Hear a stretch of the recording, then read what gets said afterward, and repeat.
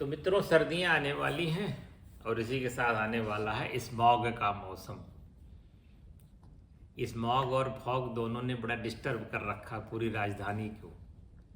अब वो चाहे राज्यों की राजधानियां हों, चाहे वो भारत की राजधानी हो, सारी राजधानियां परेशान हैं। बार बार इसमें सुप्रीम कोर्ट कहती है, बार बार इसमें प्रदूषण नियंत्रण बोर्ड कहता है। शहरों में अब इंडस्ट्रियल पोल्यूशन उतना नहीं रह गया है, क्योंकि सरकार ने फर्नेस का टेक्निक बदल दी, इलेक्ट्रिक हीटर वाली भट्टियां हो गई, तब वो कोयला लकड़ी जलने वाला इंडस्ट्री बहुत कम बची हुई है। लेकिन गाड़ियों का पोल्यूशन दिन पर दिन दुगुना चौगुना बढ़ता चला जा रहा है। वेहिकुलर पोल्यूशन ही अर्बन एरिया में प्रदूषण का मुख्य कारण बन गया है।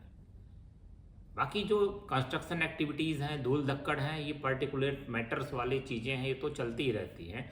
लेकिन जो वेहिकुलर पोल्यूशन है, ये पोल्यूशन का मुख्य जो है सोर्स बनता चला जा रहा है। और आप जानते हैं कि वेहिकुलर पोल्यूशन में न केवल एयर पोल्यूशन है, बट इसमें नॉइस पोल्यूशन भी बढ़ रहा है और वाटर पोल्यूशन भी बढ़ रहा है। और इसका सीधा इम्पैक्ट जो है शहरी आबादी पे पड़ रहा है। लाखों बच्चे, स्त्री पुरुष इन प्रदूषण के दुष्परिणामों को झेल रहे हैं, चाहे वो मानसिक तनाव हो, चाहे त्वचा संबंधी बीमारियां हो, चाहे फेफड़ों की बीमारियां हो, चाहे आंखों की बीमारियां हो, सब लगातार इसको झेल रहे हैं। धारा 190(2) कहती है कि कोई भी गाड़ी जो प्रदूषण फैलाती है वो रोड पे नहीं चलाई जा सकती है, और उस गाड़ी को हमेशा पोल्यूशन अंडर कंट्रोल सर्टिफिकेट हर 6 महीने पे लेना पड़ेगा। यहाँ तो भारत में हम लोग अपना शरीर 6 महीने अब नहीं चेक कराते, गाड़ी कौन चेक कराता है? आप खुद सोचिए कि आपने पिछला अपना मेडिकल टेस्ट, हेल्थ टेस्ट कब कराया है? तो जब आप अपना ध्यान नहीं देते तो गाड़ी का क्या ध्यान देंगे? और जो भारत की लेक्चर व्यवस्था है, जो भारत में लोगों की सोच है कि PUC is a simple document, सबको लगता है कि एक कागज होना चाहिए, गाड़ी चाहे जहर उगलती रहे, कोई फर्क नहीं पड़ता।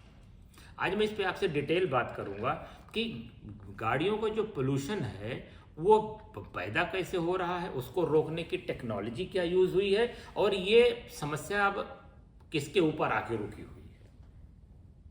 मैं आपको बताऊं कि इस समय भारत स्टेज 6 की गाड़ियां बननी शुरू हो गई हैं।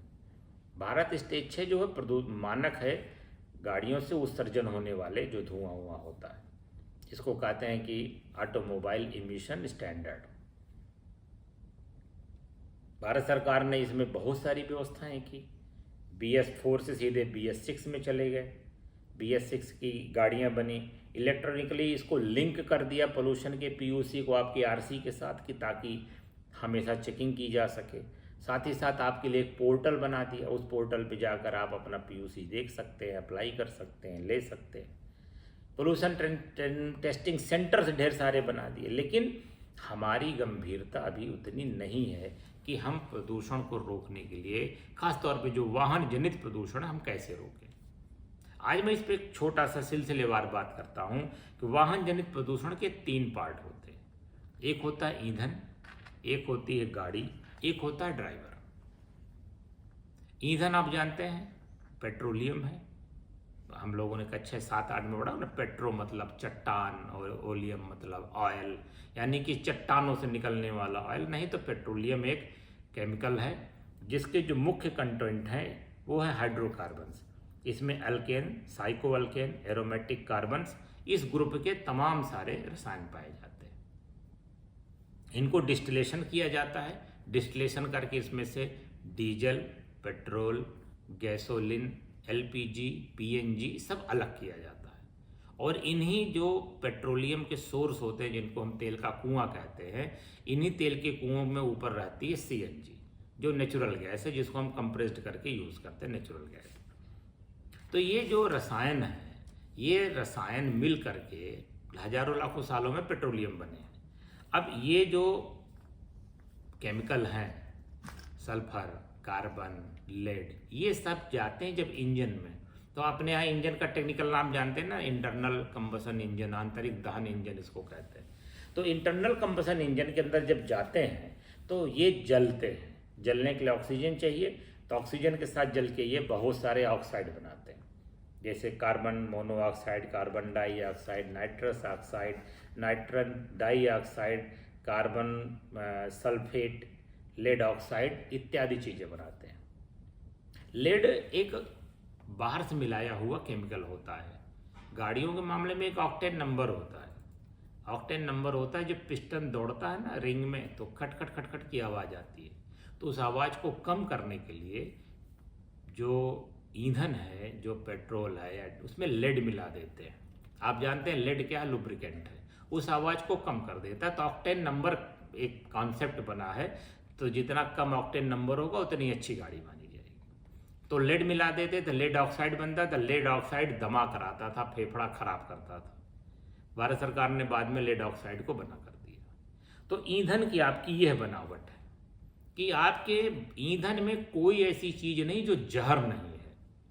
क्या कार्बन, क्या सल्फर, क्या लेड, सारे के सारे जहर बनाते हैं। लेकिन अब गाड़ी भी चलानी है, इंडस्ट्री को चलानी है, तो हमारे ऑटोमोबाइल इंजीनियरों ने एक पूरा सिस्टम डेवलप किया इन प्रदूषणकारी तत्वों को रोकने के लिए, और इसका इन्होंने नाम दिया इमिशन सिस्टम, उत्सर्जन प्रणाली। ये उत्सर्जन प्रणाली को अगर मैं आपके सामने एक लेमैन की तरह आपको, देखिए मैं इसलिए बता रहा हूँ कि आप गाड़ी को जानिए। गाड़ी को जानेंगे तब गाड़ी को सही से चला पाएंगे, चाहे आप ड्राइवर हों और चाहे आप गाड़ी के मालिक हों। तब आपको पता चलेगा कि कमी है कहाँ पे, गलती हो कहाँ रही है। एक पार्ट होता है एग्जॉस्ट मैनिफोल्ड। यह इंजन चैम्बर से निकलने वाली गैसों को एक ड्रम में एकत्र कर लेता है। फिर एग्जॉस्ट पाइप, ड्रम में एकत्र गैसें आगे बढ़ती हैं। आगे चलने पर उसमें एक मफलर लगा रहता है। किसी ड्राइवर से बोलेंगे तो उसको कहेगा ढोलकी है, तो ढोलकी है, उसको मफलर कहते हैं। मफलर वह काम करता है, इंजन से निकलने वाली गैसें इतनी तेज निकलती हैं कि जैसे लगता है कि कहीं पर कोई पटाखा दग रहा हो। तो ये जो मफलर है साउंड प्रदूषण को, ध्वनि प्रदूषण को कम करता है, एब्जॉर्ब कर लेता है उसकी जो भी तीव्रता है आवाज़ की। फिर आगे बढ़ता है तो सबसे इम्पोर्टेंट पार्ट आता है कैटलिक कन्वर्टर का। ये कैटलिक कन्वर्टर ही आज हमारी जान बचाए हुए है। कैटलिक कन्वर्टर का काम है कि जो हानिकारक गैसें हैं, नाइट्रस ऑक्साइड है, सल्फर ऑक्साइड है, इन सारी गैसों को रोक लेता है। साथ ही साथ डीजल से निकलने वाले पार्टिकुलेट्स मैटर को फिल्टर रोक लेता है। स्क्रबर है, वो छोटे छोटे जो बड़े बड़े कार्बन के कण होते हैं, काजल की तरह निकलते हैं, उनको एब्जॉर्ब कर लेता है। इसी तरह से इलेक्ट्रोस्टैटिक प्रीसिंथेटेड एक कन्वर्टर का काम करता है, जो कि निकलने वाली गैसों के कालिख और अन्य चीज़ों को एब्जॉर्ब कर लेता है, और साथ ही पार्टिकुलेट मैटर्स को भी कम करता है।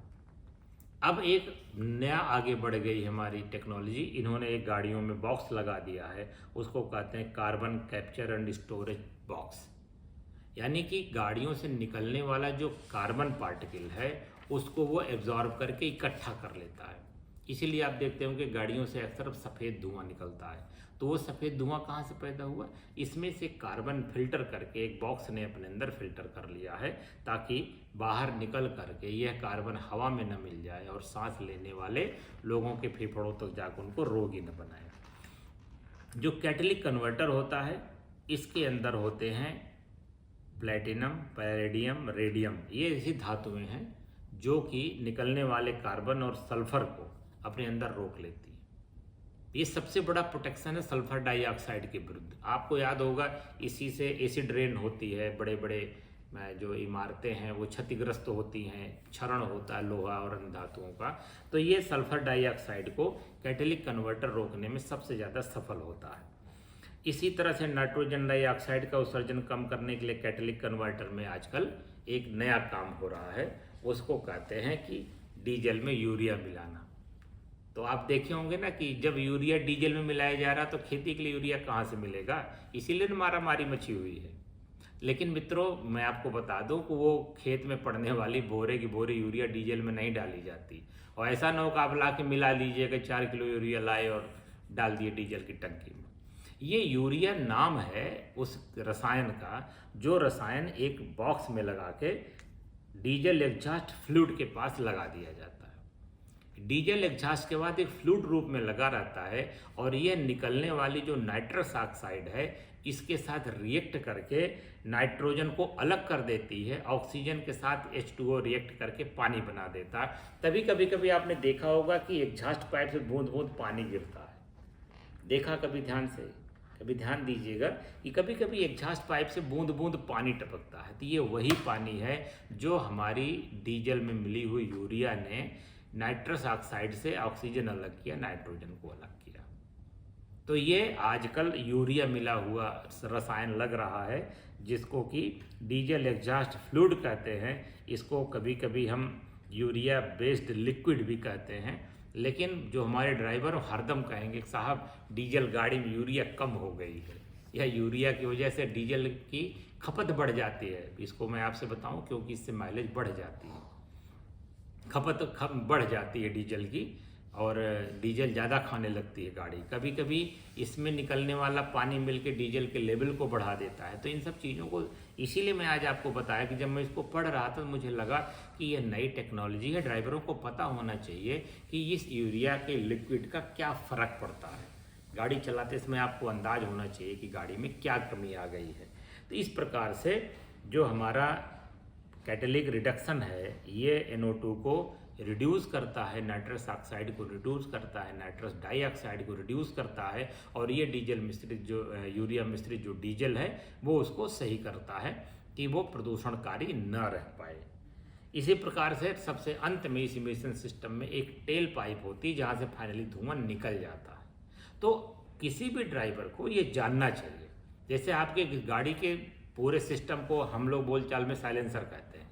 साइलेंसर इसलिए कहते हैं कि वो गाड़ी के आवाज़ को साइलेंट करता है। लेकिन अगर आपका मफलर फटा हुआ जिसको आप ढोलकी कहते हैं, गाड़ी की आवाज़ बदल जाती है, तो आपको मालूम होगा, तब तो ना आप जानेंगे कि गाड़ी में क्या खराबी आ गई है। तो इसलिए मित्रों, इस चीज़ को आज लेकर मैं आपके सामने उपस्थित हुआ हूँ कि आप अपनी गाड़ी के इमिशन सिस्टम को जानिए। अब इस वाहन प्रदूषण को हमने वायु प्रदूषण को तो देख लिया, इसके साथ देखिए ध्वनि प्रदूषण कैसे होता है। ध्वनि प्रदूषण होता है इंजन की आवाज़ से, ध्वनि प्रदूषण होता है एग्जॉस्ट की आवाज़ से जिसको मफलर रोकता है, और साथ ही साथ होता है जो मैकेनिकल जो टूल्स लगे हुए हैं, इंजन का नट बोल्ट खराब है, इसको हम मैकेनिकल साउंड कहते हैं। जैसे नट बोल्ट खराब है, खट खट खट खट खट खट कर रहा है, जैसे आपके एग्जॉस्ट का फैन खराब है, डायनेमो खराब है। तो ये जो ध्वनि प्रदूषण है ये भी गाड़ियों से पैदा होता है। इसलिए आपको आना चाहिए कि गाड़ी में मैकेनिकल साउंड आ रहा है, कि ये इंजन का साउंड आ रहा है, कि ये एग्जॉस्ट का साउंड आ रहा है, ताकि आप उस चीज़ पे कार्रवाई कर सकें। इन गाड़ियों से जल प्रदूषण कैसे फैलता है? सर्विस स्टेशनों से। हम गाड़ियों को ले जाते हैं चमकाने के लिए, तो जो सर्विस स्टेशन है या इलीगल जो हमारे वॉशिंग लाइनें बनी हुई हैं, ये लोग डिटर्जेंट यूज़ करते हैं, केमिकल यूज़ करते हैं गाड़ियों को चमकाने के लिए।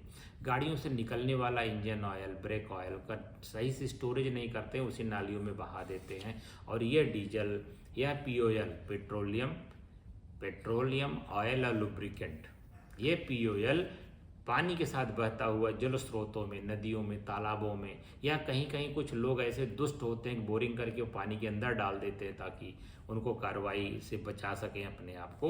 तो इस तरह से जल प्रदूषण को भी ये भारी कारक बनता है, जल को बहुत नुकसान पहुंचाता है। यह हमारा वाहन जनित प्रदूषण जो है। अब बात आती है कि इतना सब बताने का मतलब क्या है, इन सब चीज़ों को मैं आपको क्यों बता रहा हूँ? मैं बता रहा हूँ ताकि आप इसमें कुछ करिए। अब आप इसमें क्या कर सकते हैं? तो जो ड्राइवर साहब हैं उनका काम क्या है?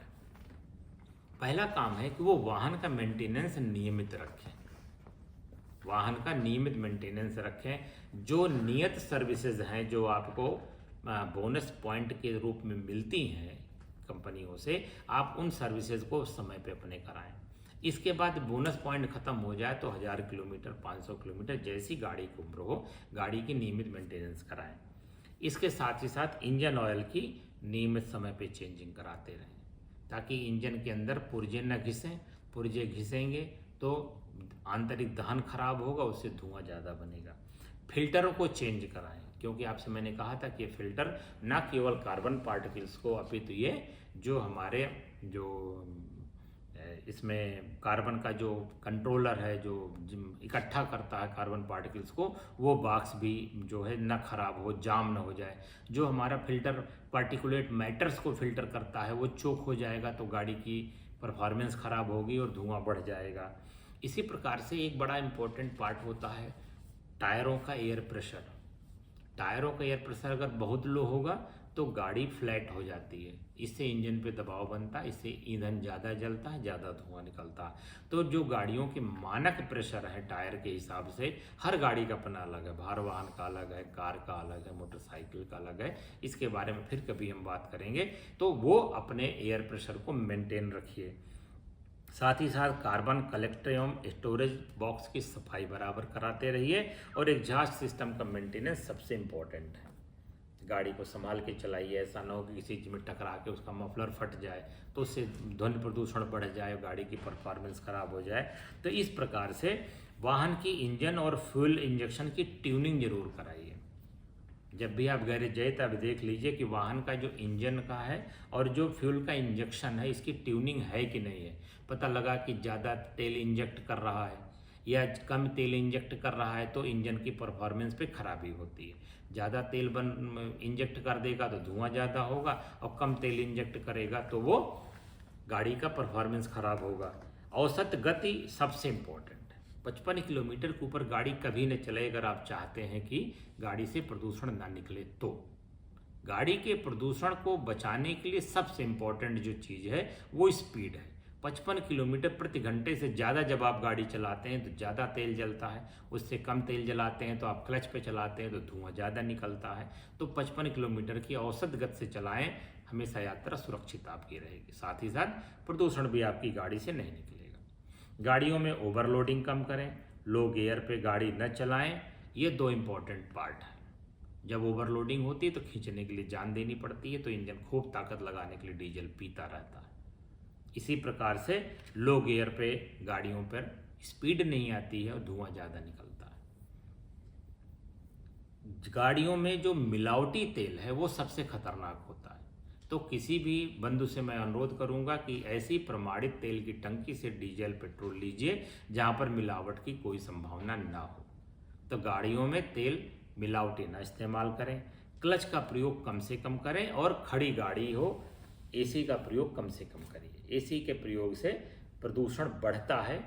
एक तो एसी ही प्रदूषण बढ़ाती है, उससे सीएफसी क्लोरोफ्लोरोकार्बन्स निकलते हैं, साथ ही साथ आपकी गाड़ी को इंजन अनावश्यक चलता रहता है, धुआं उगलता रहता है। तो इसी प्रकार से पेट्रोल और डीजल की बजाय सीएनजी और पीएनजी का प्रयोग करिए। किट लगा लीजिए, आराम से गाड़ियाँ चलाइए, सीएनजी गाड़ियाँ चलाइए। अब तो ईवी आ गई है, ईवी का इस्तेमाल खूब करिए ताकि हम वाहन जनित प्रदूषण को बचा सकें। वेहिकुलर पोल्यूशन जो है वो ट्रैफिक के लिए और साथ साथ पब्लिक के लिए सबसे डेंजरस चीज़ है। एग्जॉस्ट सिस्टम की नियमित चेकिंग कराइए ताकि कहीं कोई एग्जॉस्ट में बाधा न हो कि वो प्रदूषण को आगे बढ़ाए।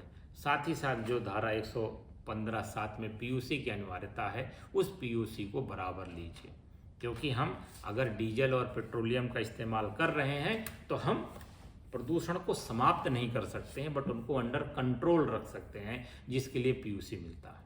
मित्रों, जो प्रदूषण जांच केंद्र हैं इनका लाइसेंस ऑनलाइन मिलता है। ये आपकी आरसी से जुड़े होते हैं।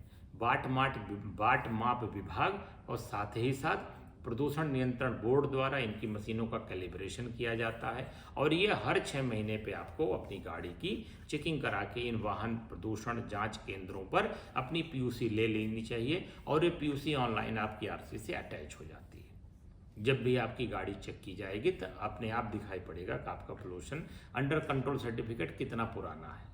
तो इस प्रकार से अगर हमारे ड्राइवर साहब चाह लें तो हम प्रदूषण को हमेशा अंडर कंट्रोल रख सकते हैं, इसके बावजूद कि पेट्रोलियम प्रोडक्ट्स में हजारों प्रकार के जहरीली गैसें निकल रही हैं और हम प्रदूषण को दिन पर दिन ग्रहण कर रहे हैं, अपने फेफड़े खराब कर रहे हैं, तमाम बीमारियां हो रही हैं। तो मित्रों, प्रदूषण नियंत्रण के लिए दिशा में हमारे इंजीनियर्स ने पर्याप्त काम कर लिए हैं, हमारे पेट्रोलियम केमिकल इंजीनियर्स ने पर्याप्त काम कर लिए हैं। अब ज़रूरत हम लोगों की है कि अब हमारी बारी, हम गाड़ी चलाते समय उन सावधानियों को बरतें जिससे कि प्रदूषण कम से कम उत्सर्जित हो और आने वाला जो हमारा शीतकाल का मौसम है उसमें हमें स्मॉग का सामना न करना पड़े।